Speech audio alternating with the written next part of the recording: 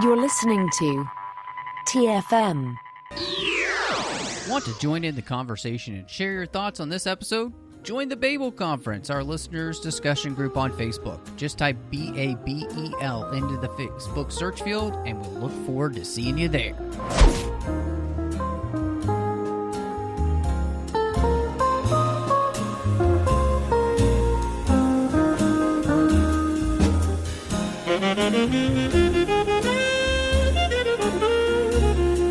That's right. Hello and welcome. I am one of your hosts, Jedi Master John Mills, and I'm pleased as ever to have... Wait, hold on a second. Matt, where am I right now? I've lost track. Am I at Aggressive Negotiations or am I at the 602 Club? Which place? I don't know, because for the last 2 weeks, we've just kind of melded the two. It's like we've had some sort of like... Jedi tranced Vulcan mind meld of the shows. Oh, so this is like us being like Rey and Ben, but like, we're like touching through the rain right now, and this is the shows coming to and that reference that's what we're doing. I'm going to walk away from that reference before somebody listening comes in like Luke and blows this whole place apart. So there you go. Wow, John, I feel like we got to keep them separated here. Oh, come on. All right. Hey, so, and guess what? We're talking about the offspring of Han and Leia and Palpatine. That's right. And not Palpatine. So there you go. The offspring reference. It all comes together. That was artfully done, Matt. Well done. Thank you. Thank you. Well, we are going to have a blast as we cross over again because, we had some Star Wars stuff that was ending and starting and then ended. And so, of course, we talked about The Bad Batch, season 3 together and that crossover, and that was a ton of fun. And we thought, well, why not just do it again? Because we've got Tales of the Empire, which dropped on May the 4th. And we've both had an opportunity to watch it, I think, at least twice. And so I just wanted to ask you, John, we both really liked Tales of the Jedi. Oh, yes. And we're really excited about the idea of them doing a second season of that. Mm-hmm. And so when it came out that we weren't actually getting a second season of that, was there a part of you that was disappointed, or were you just more excited to see what they had in store? Listen, I'll say we're not getting a second season of that yet. Okay, hope springs eternal. Keep hope alive. I'm excited for anything in this format that Tales of the Jedi and Tales of the Empire have been in, specifically because I think that short form storytelling is the way of the future, has been for some time, and it's just what audiences are used to, and it feels like an appropriate extension of what Lucas himself was going with all the way back to those Genndy Tartakovsky 3-minute episodes of you. Sure. It forces the storyteller to distill everything to the most brutally efficient, necessary elements to tell the story. Right. So whether you have a story to tell in 3 hours or 3 minutes, can you tell that story? And I think it's a fascinating challenge. And so, anytime I see Star Wars come in here, it feels natural. It feels like this is what Star Wars should be doing with formats, is busting them up, doing something, fun and original. Although at the same time, it's a callback to like the shorter cartoon series that were in the past, where they're like 15 minutes long, and stuff that I watched for a number of years on Cartoon Network on Adult Swim. C-Lab 2021, Aqua Teen Hunger Force, Space Ghost Coast to Coast. Those were all comedy shows, and they were all done in 15-minute blocks. Metalocalypse, all of that type of stuff. I love this short form format because it forces you just to be really focused in what you're telling. So sorry for the rambling answer, but short TLDR. Yes, I was excited to get this. Yeah, I wasn't frustrated that they were doing, Tales of the Empire. I think I had thought, of course, that they were going to do a second season of Tales of the Jedi. And like you, I have hope that will happen because to me, it was one of the most incredible things that they had done in animation, in all honesty. Mm-hmm. I just loved it. And I would really like to see more of those type of stories, because I do think there are plenty of places that the Star Wars galaxy, especially in the prequel era, has places to fill in stories like that.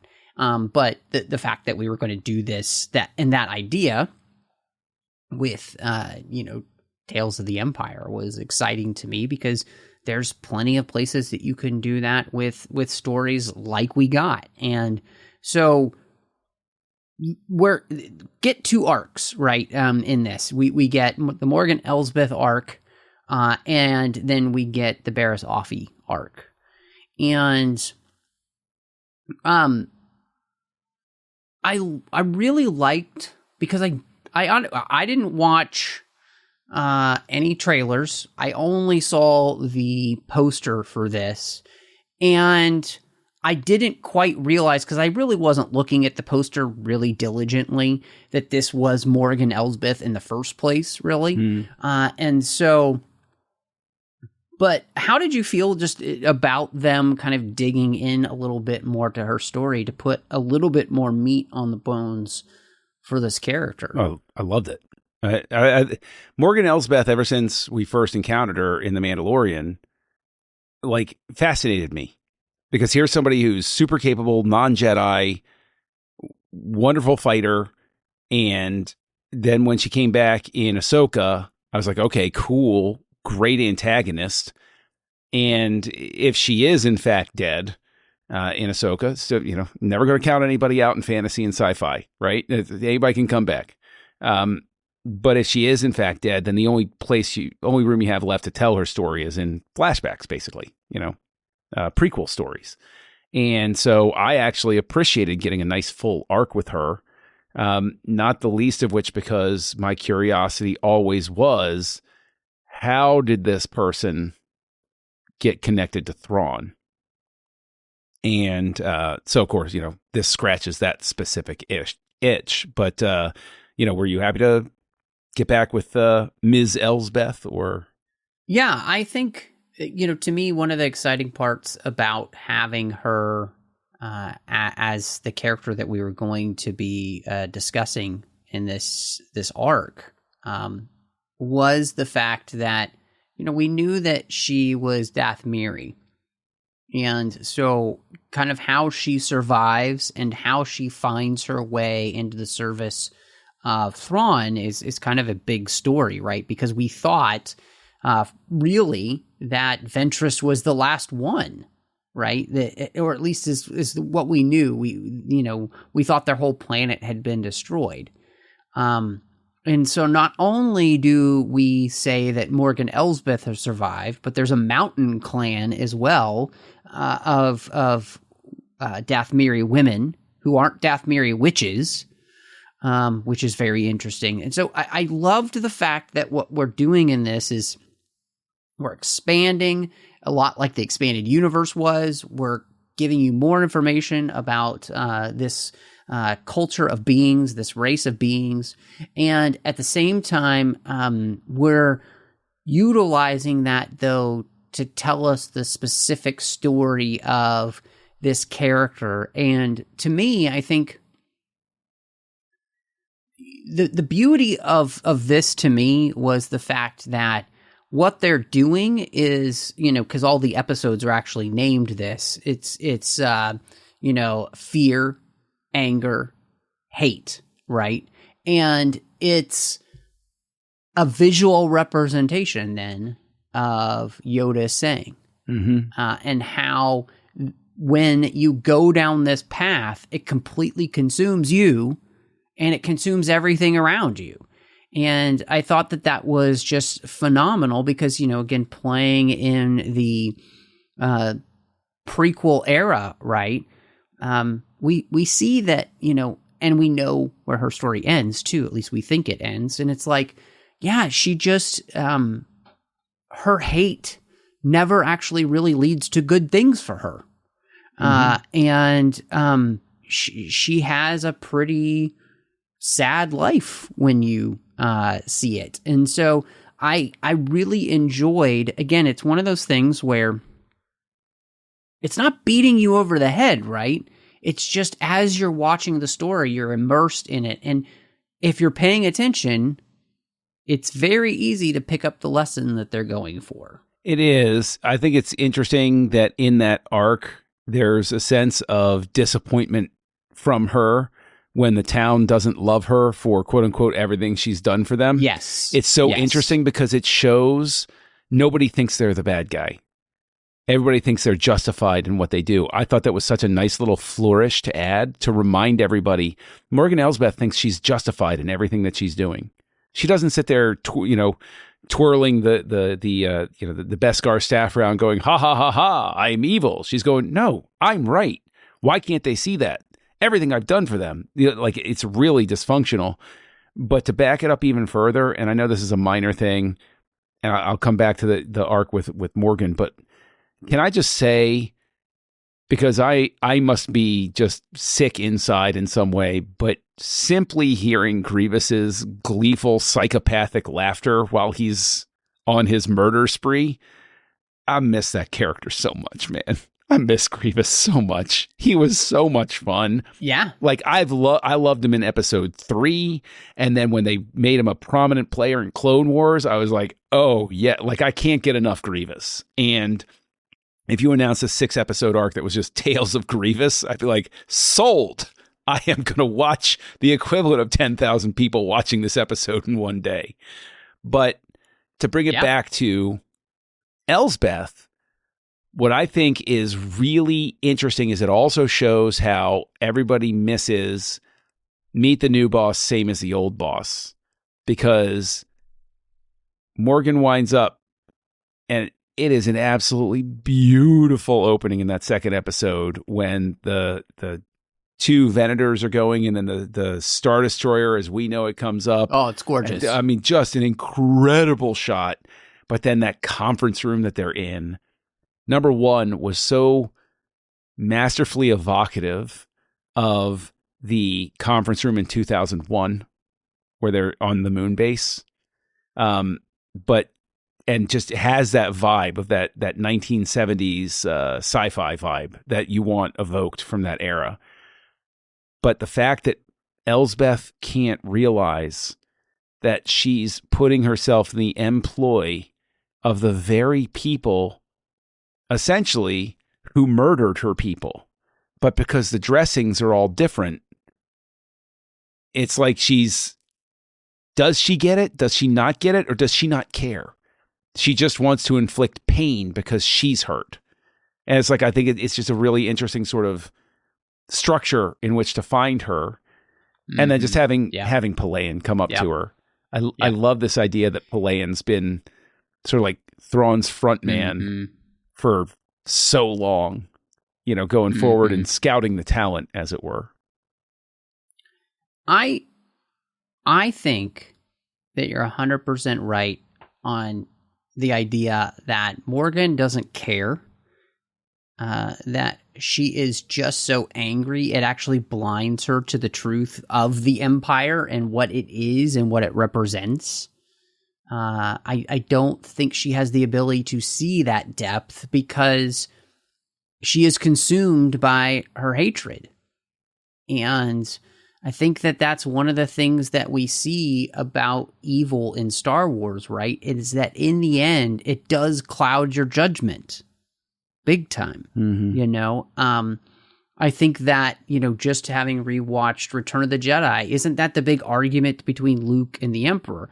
Your overconfidence is your weakness. Your faith in your friends is yours, and that's really important to the series, right? Because it is Luke's love and belief in his friends that outwits, outlasts, and outplays, right? The Emperor. And I think that there's something really beautiful about that. And I think that's the key to Star Wars, right? George even said, that for him, this was really about, there's a good and there's an evil.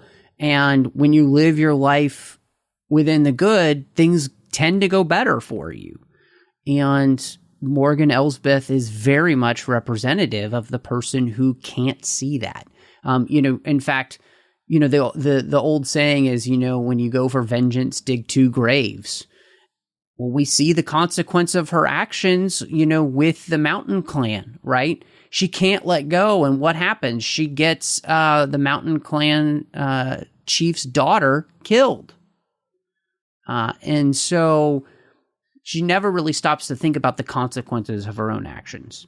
And so, I just think that that's something incredibly interesting. And it's, again, this whole arc really just encapsulates the way in which all evil in Star Wars is always going to be at a disadvantage to that which is good, right? Like, we even see that at the end of this arc, right? The Empire lost, the New Republic won. And even though she wants to disregard that, we know the end of her story. She doesn't win.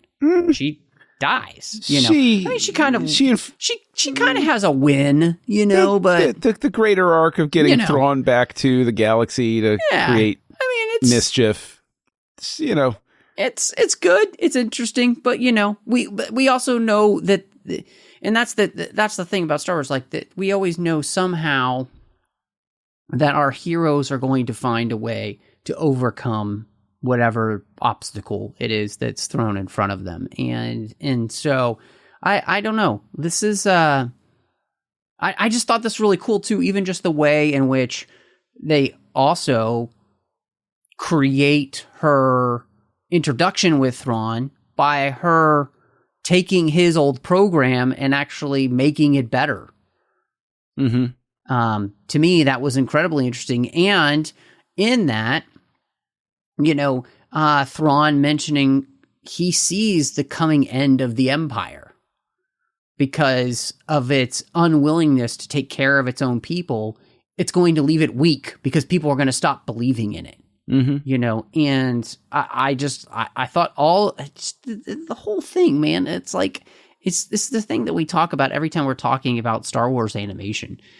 Just when you start to play in your mind all that's happening in these 12 to 15 minute episodes, it's pretty astounding. Right. It's storytelling boiled down to its most brutally essential elements. And that is always going to be where Star Wars excels, and I think that I actually think one of the greatest things is it would have been so easy for the storytellers here to rely too much on too much Thrawn, as it were, and have him dominate at least 2 of these episodes, but they very wisely keep it Morgan Elsbeth's story. This is not Thrawn's story. This is Elsbeth's story, and we only get as much Thrawn as we need to explain their connection. And I think that is great. I also love the fact that they have the tension of the town and the town leader that we already know from The Mandalorian highlighted, and showing how Elsbeth is never going to achieve the great power that somebody like Palpatine has in mind. But she's Palpatine on a smaller scale. She rules with an iron fist. She thinks she's always right. She wants to dominate, and she has a vision. She specifically calls out she had a vision, and that's what she's focused on, and that's exactly what undoes the Emperor too. Is he thinks he has the best vision, and vision literally in the prophesying sense, and we know what path that's going to send her down. Now, one thing I wanted to ask about that last episode with you, though, is when we hear Ahsoka on the comlink. It's not Ahsoka. It's not Ahsoka.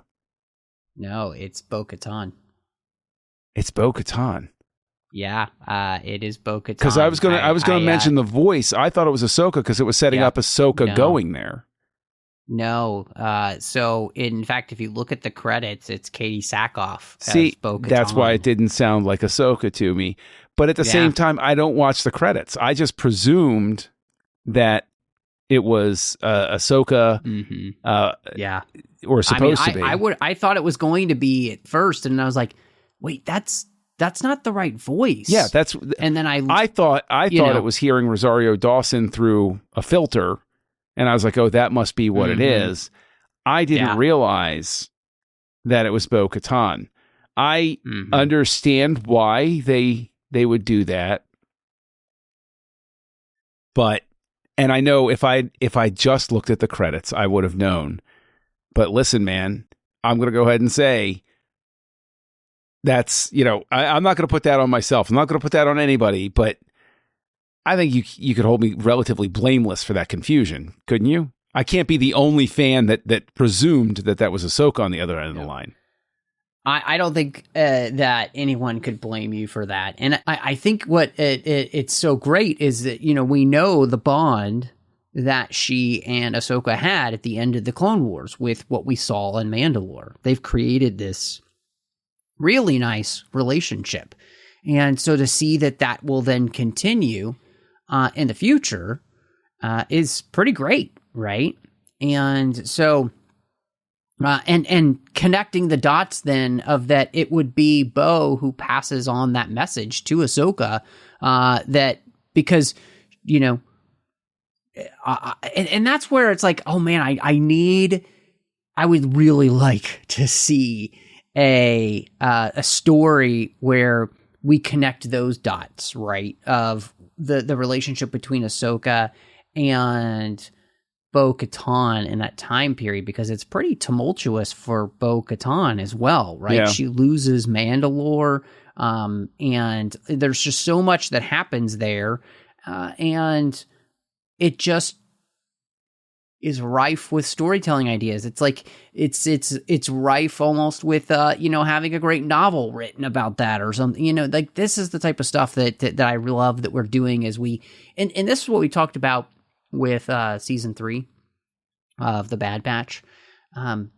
These animated shows are doing such a great job of being that connective tissue for the entire saga, and this is one of those places where that is happening. And it makes me just more frustrated with the live action series, because the template is there for success.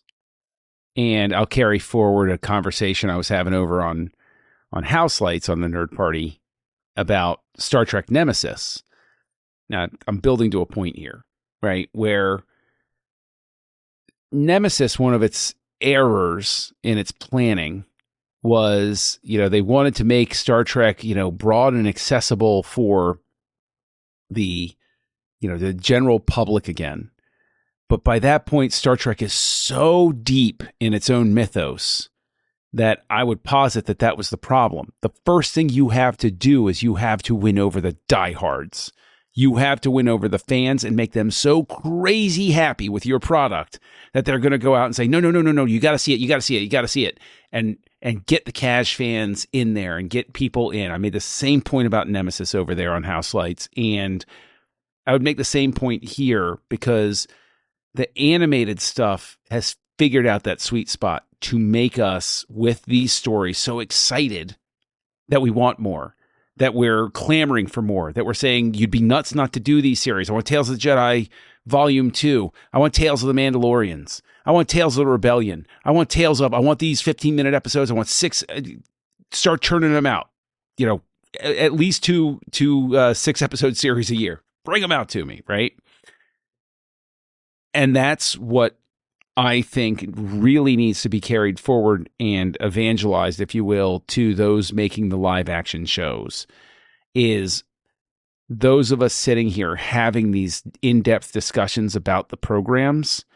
You've got to win our hearts, as many of our hearts as you can, so that we go out and we market for you, because that's how this works now. And I know it seems like I'm belaboring the point, but that is why Tales of the Empire is so great. That's why Bad Batch Season 3 is so great, because it fires me up. And when somebody says, oh, I'm a Star Wars fan, I can say, hey, did you catch Tales of the Empire? Hey, did you watch Bad Batch Season 3? Because they're great. You got to see them. I'm not going out and saying to them, hey, did you catch? I'm not throwing shade. There were things about it that I like too. But I'm not saying, man, Book of Boba Fett, right? No, I'm talking about the animated stuff because they've unlocked the story potential that we all want. Sorry, I'm off my soapbox. No, I'll stand down. No, there's nothing to apologize for. Obviously, I think everybody who knows our relationship and our conversations knows that I 100% agree with you in that. And I think you bringing up that conversation that you guys had on House Lights is 100% accurate. I mean, that's what happened, right? With that show. You're at a point in a series when what really matters is the fans, because they're the ones who are therefore the ambassador for that series moving forward. And if they are not then invested in that series anymore, and you're not giving them something to be excited about and then go tell others about, you don't have any ambassadors anymore. And that's what you need in a series, is you need somebody to be an ambassador for your series. And I think that's, what they've learned. I think it's one of the places where, and I'll make a reference to, we did this on Assembling Avengers, right? We were talking through all the Marvel stuff, and what happened with Marvel. They started to lose everybody because it wasn't interesting enough for you to want to continue with. They weren't keeping you interested because it wasn't focused enough. It just, something was missing. And that's what I think this stuff for Star Wars is doing right. It doesn't feel like there's something missing. It, like you said, it's leaving us like, oh my gosh, I just need to know more about this, and I need more of this, and that's the fantastic thing. And that's a place too where, as we look at that second arc with Barriss, that's a character who had been left on the side, right? She had been left as that series wrapped up. We didn't know what happened with her. And so we all assume that something must have happened with her because, she is a Jedi who had questioned the Jedi Order, was taken into custody, and soon after that, it became the Empire. So why wouldn't they be interested in her? And so to then, through her, begin to get to see the beginnings of the Inquisitorial Squad was, I think, a phenomenal way of using this character to not only tell her story, but at the same time help us understand a story of how the Empire begins creating this anti-Jedi, right? This perverse version of the Jedi, this perverse family, right? Which I loved. I loved as well. One point I'll go to, and then we can back up. But one thing I want to say is that when Vader walked in that second episode, first and foremost, an incredible. It wasn't the second episode. It was the first episode. I'm sorry. When she becomes the Inquisitor. My bad. End of the first episode. When Vader walks in, the attention to detail on his costume. Trust me, I have the pre-Empire Strikes Back costume for Darth Vader is burned behind my retinas. I see it in my dreams, and everything down to how the cod piece is laid out to the every. It's not just the way that the fabric is laid out over the armor and stuff like that. It is to a T, and it thrilled me. It filled my soul with happiness to see it.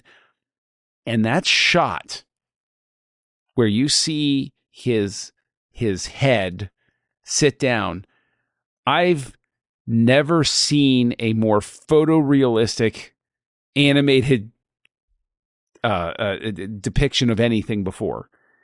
It looked like they had somebody in the actual outfit shot there, and it was amazing. Yeah. But to double back, One of the things I love about the way the arc kicks off, I truly love it, is that she's hearing, echoing through the Force, the horrors of Order 66 going down. And that is a huge touchstone. It gets back to what we've talked about before with the Bad Batch and everything like that. I have an anchor point. I know exactly what moment in time and what's going on. You don't have to waste any backstory with somebody saying, hey, did you hear about what happened at the Jedi Temple? Oh, hey, did you know this sort of... No. Boom. It's that efficient storytelling. Using audio and her waking up from that nightmare, I know in less than 10 seconds, oh, this is where I am. And this is where the arc is kicking. Got it. After Effects here. Yep. Just like starting Elsbeth's arc with the slaughter on Dathomir. Oh, okay. I know exactly where we are. I know. Okay, you don't have to waste any backstory with me. I know where we're starting from. Yep. What did you think of seeing the Inquisitorium, the building's the Inquisitorium? Well, whatever the building's called. What did you think of seeing it under construction? I love that too, because like you mentioned, with that, we know exactly where we are in the timeline. We know that we're at the very beginnings. Like this is the Empire is very, very young, right? And that we haven't been around for a while. And so therefore, we haven't been around all that long. And so I think that it's really cool to see that we are on the ground floor. Like Barriss is one of the original Inquisitors, you know, and in fact, you know, the person that she's facing off with too is one of the original Inquisitors to be brought in to see if they could be, you know, an apprentice, to be a brother in this perverse family that they're creating. And I think it's fantastic. And so I loved getting to see the fact that this fortress is not complete yet. And I also got to love the fact that as we utilize many genres to tell our stories, we have a whole Dark Knight fight scene. We've only got openings for one, so we're gonna have tryouts. Yes. And that was amazing. It was incredible. It was one of the best touches of any of the episodes released in Tales of the Empire. I had the same thought that you did, where it's like, oh, unfortunately, there's only one open. Oh, here you go. And all that was missing was... I was just like, the pull cue. Yeah, all that it was missing was Heath Ledger whispering, make it fast. Yeah. But that actually plays into something that I wanted to bring up, because the arena where they're fighting, first and foremost, how beautiful a fight is it? Where it's like, oh, they wouldn't dare kill us. I don't care. I'm not taking that chance. And like, you know, forcing each other into that only the strong survive sort of thing. But I got to know, I'm dying to know now, the origin of all of the stone with the runes on it at the core of the Inquisitorium, whatever the building's called. I loved that touch. Yeah. The idea that this was built on an old temple of some sort. Please tell me more, including one that has a bottomless pit. Like, if anything screams Sith temple to me, all of a sudden the Mustafar system is even more interesting to me, because Mustafar wasn't just picked willy-nilly and this planet that's there with it. Oh, wait, that means there's a whole Sith history. That ties into like the old Tales of the Jedi comics that I read back in the 1990s and everything. I want to know more about that place. Like, how incredible was that to see stone? Like, they have the secret staircase and the stone and the runes everywhere. Yes. I couldn't agree with you more. I think, you know, again, this is a place where we keep building on all of these things, and it keeps creating more and more questions, and incredibly fun questions for us as fans, right? to want to know where they get those stones. Like, are they transplanting, right? An old Sith temple to this spot here? I was a little sad that we didn't get a chance to visit, the basement where they keep all the Jedi that they've killed. I think what it does, just like Tales of the Jedi did, it lets us know there's so much more story to be able to tell here. And, I think the beauty of this arc for Barriss was the fact that we are creating a very interesting redemption arc for her, because she's a character who starts off on the right side, becomes completely disillusioned, has what she says a darkness take over her, and then is able to see the light. And what allows her to see the light is the sadistic nature of the evil that the Empire represents in its truest form there with, I believe it's the fourth sister that she's with, Lynn. And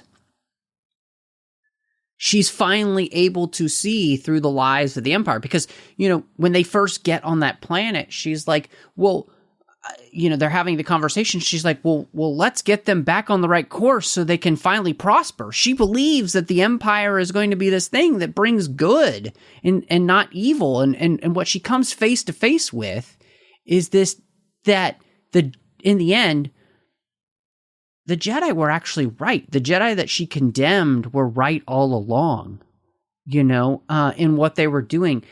Did they have their faults and their foibles? Yes, but that she was wrong in that, and realizes in seeing the true picture of evil, she's able, unlike Anakin, right, to be able to make the differentiation and admit that she was wrong and turn back to the very core of what was the Jedi teachings. Well, I think it's because I'm in line with what you're talking about there. I think that because you bring up Vader, I'll always go back to there was a comic, it was Star Wars Tales or whatever. And I think it's the truest thing of all. Why does it take Vader so long to wake up? Why are there those that can't wake up from the dark side?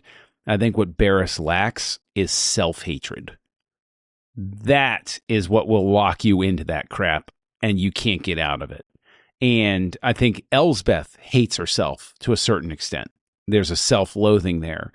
And so I think having these arcs side by side, seeing Elsbeth lock into it more, but then Barriss come out of it, it demonstrates, I think, very clearly what is the core fundamental character difference between these two people.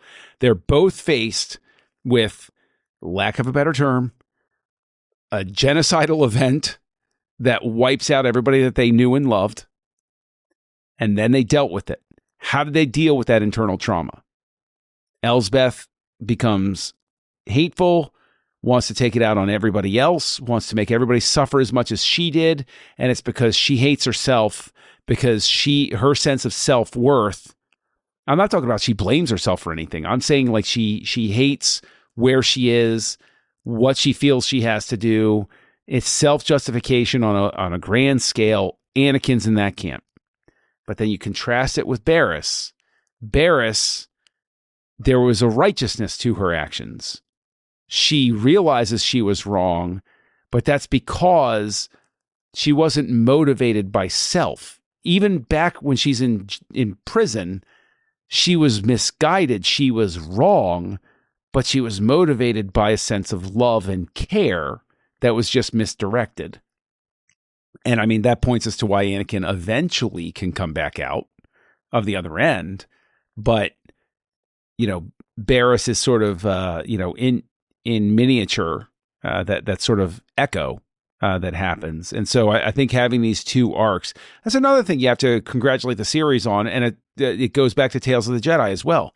We're going to tell you two arcs, two people that potentially could have wound Yeah. up the same way, Mm-hmm. but they processed Yep. what happened to them differently. And it leads to conversations like this, where it's like, what Yeah. was fundamentally different about the two?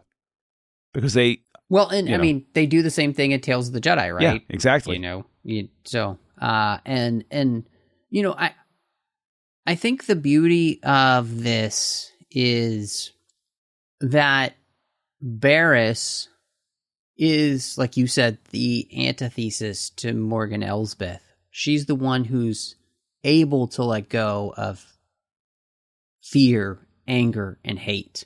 And she's the one who helps Lynn do the same thing. To Mhm. that the one way out is to let go of those things. And the beauty of that too is there was an interesting like Harry Potter connection for me in this, which was, you know, she keeps calling the fourth sister Lynn. Mm. The same way that Dumbledore and Harry call Voldemort Tom. Mm-hmm. And it's the recognition of who they truly are and were. That all of her denial can't get rid of the fact of who she was. And like you said, Morgan hates herself. In the end, Voldemort hates himself, right? Because he sees himself as weak. And I think that's something that's incredibly interesting. It takes true humility to be able to see yourself as you are and then be able to look to move forward, look to grow. And that's something I think is really interesting about the way in which, you know, Barriss dies here, but in this death, she also saves a life. Yes. And I think I love the fact that you're talking about the Harry Potter thing, because there's essentially the Hall of Mirrors in that cave.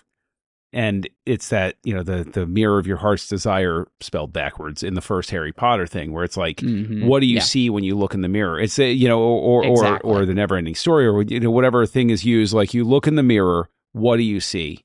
It's going to tell you everything you need to know. And I also have to give the editing in that third episode a special shout out for that cave sequence, especially even though in like my little lizard brain, part of my brain, I knew this had to have been what, like, when it happened, I was like, oh, of course it did. But when when Lynn is walking around and she hears, you know, let me help you, or words to that effect, and she lashes out with the saber and she winds up stabbing Barriss Offee, I gasped, because it's the only way the story could go, but it still did it in such a way that I went, oh no. And then I had that second where I was like, of course, right? Of course that's what's going to happen. But I still, even the second and third time I watched it, it still gave me that jump, because it's like any good jump scare in a horror movie, honestly. No matter how many times you go back to it, you'll still jump a little bit. There's anybody who's seen The Exorcist 3, you know the scene I'm talking about when I say that. I still watch it to this day. I've watched the hell out of that movie over decades, and there's still one scene where I can never quite get it right when it's going to happen, and I just about jump out of my seat every time. This is that same sort of moment where it's so perfectly timed, and the build up to it is so perfect. I mean, that cave thing could have gotten so boring, so repetitive, so dumb, but it was so perfectly put together. Well, and the beauty of that is, I think that it's a version of the cave on Dagobah, right? Yep. Which is you bring in only what you bring with you. Mm-hmm. And so, and that's why Barriss tells her there is one way out. And that's to let go of the things that are keeping you stuck here.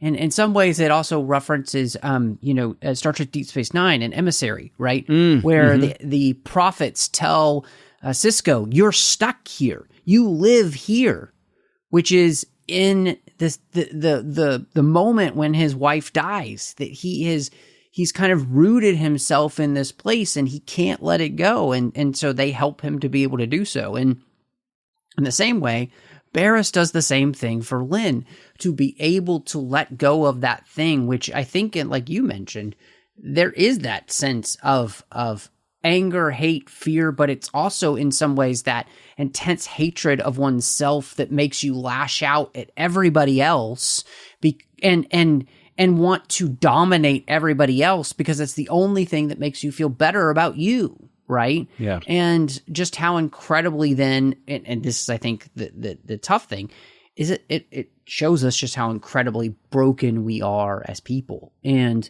that's the beauty, I think, of this whole arc. And, it's, I gotta say it, but it's the mirror room done right, and they nail it completely.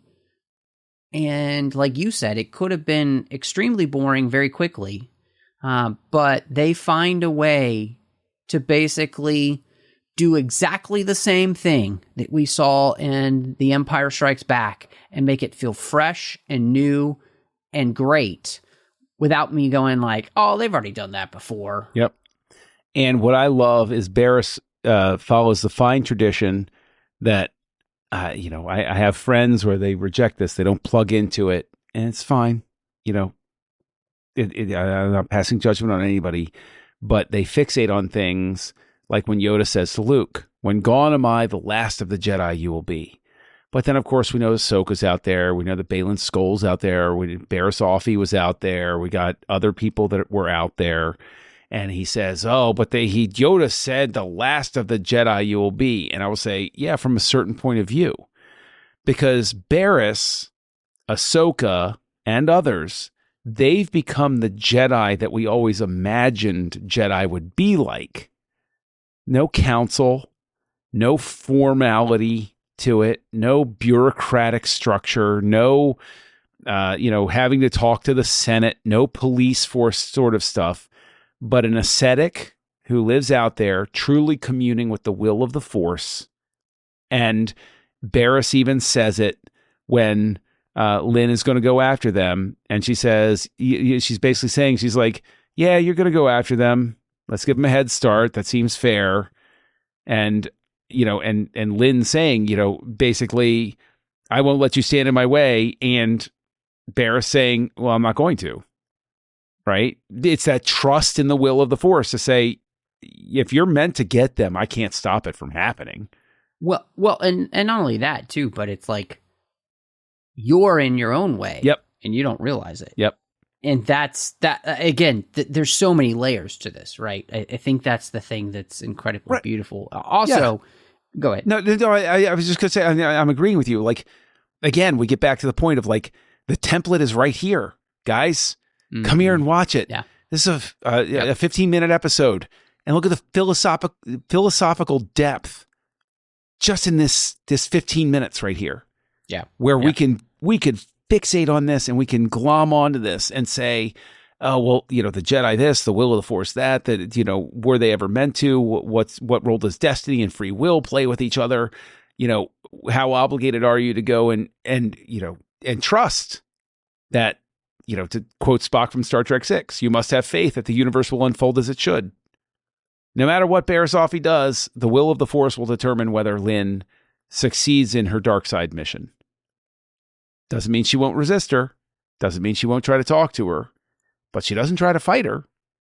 She doesn't try to kill her. She just talks to her. She just says to her, you're going to have to be the one to find your way through this. So, sorry, I get so excited about those sorts of moments in Star Wars. 100%. And, I think one of the things, too, that I've loved about the animated series, and we've seen it over and over again, we, obviously saw it, the fact that, Thrawn is back, you're bringing in Rook, but with the Barriss Offee arc, we're leaning into the Clone Wars novels that came out during the prequel era, where she is and was a Jedi medic. Yes. And basically the duology that she was in was MASH for Jedi. It was a great story. And so to see her become a healer here, and become this old wise woman that everybody comes to for healing and help, felt so reminiscent of those types of things that we saw in that series, and just to utilize those little bits and nuggets, like to reward the fans like that, as you were talking about that idea of like that we're rewarding those longtime fans and giving them something to get excited about. That's one of the ways they did it, and it's phenomenal. And so, I think honestly, the only question that comes down to, and I'm really interested, where do you end up with your ratings on this series? Honestly, I'll give it a 5. I mean, listen, I'm rating it as a fan, and it's a series for fans. Did it give me everything I was looking for? Yeah, it actually exceeded expectations amazingly. It gave me beautiful stuff to watch. It gave me efficient storytelling. It gave me little moments of thrills, seeing Vader, seeing Grievous, seeing Dathomir again, finding out there's more to Dathomir than I imagined. I mean, now we've got Night Sisters, we've got Mountain Clan, and we've got we've got the men that Maul and Savage came from. Like Dathomir is suddenly a more complex place where I'm like, well, okay, let's go back there. Let's talk a little bit more about what's going on there. And we have more of a sense of how the Empire was coming together and how it was doomed from the start, and how somebody like Thrawn was the only one that saw it and was like, these guys don't really know what they're doing. And if I play my cards right, it's going to be my empire because, woof, everybody's really short-sighted here.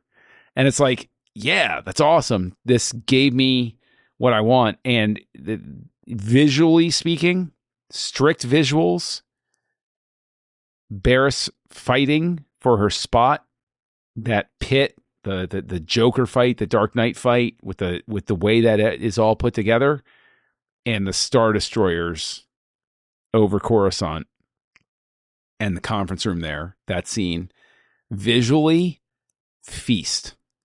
Like, there are so many things that are visually interesting, but those are my 2 highlights right there that I'll just throw out there to you. So yeah, 5 for me. Loved it. Absolutely, top-notch work again. Yeah. No, I'm at a place where I think I would give this a 4.5. And I think that the reasons for that is that I think it's with the Morgan storyline, is that I do feel like, and maybe this is just me, but I wanted a little bit more to her storyline, in the sense that, we jump, it seems like a lot. Mm-hmm. And to go from the Empire all the way to the New Republic time period seemed to be something to where there's a lot of story there that I feel like I'm just kind of missing. And so I think that's the place where, I mean, if there's any criticism basically I have, I think that her arc feels like it almost needed one more episode to really fill it out in the way that I would personally have wanted. That's a personal thing. Mm-hmm. And so, therefore, as I've thought more and more about it, honestly, that's just a place where I felt like I really liked it, but I also just felt like you didn't have to just, we've talked about this a bunch, right? It's streaming, guys. You don't have to be locked into these, we can only do 3 and 3. If you need 4 stories in this arc and 3 in that one, do what you need to do. And to me, this felt like a place where I would have really loved to have had one more episode in between there to really flesh out her as a character. And I find that so interesting because it is such a personal thing, because I simply love the fact, and I would stick with 3, because I get her in the Clone Wars, in the Empire, and the post-Empire. Sure. So I get the sense of a life lived, like all of the change that she's been through, all of the crazy stuff that's happened. She never changes. And all she does is follow that same arc. Yeah. It's straight through. It's a good, I think that's a really interesting thing. And the thing is, I also look at it as, if they really want to be completist about it, I'll probably get a book at some point. That's fine. I can live with that. I don't need one now, though. Mhm. So, Yeah. Yeah. Well, John, if people wanted to say what's going on with John, where might they find you and be able to catch up with what's going on in the world of Castlevania? Well, Castlevania, a random protectorate in the world. It is a very small country, but I rule it with an iron fist wrapped in a velvet glove. You can find me as Kessel Junkie out there, running for office in 2024, the one honest candidate that you will ever find.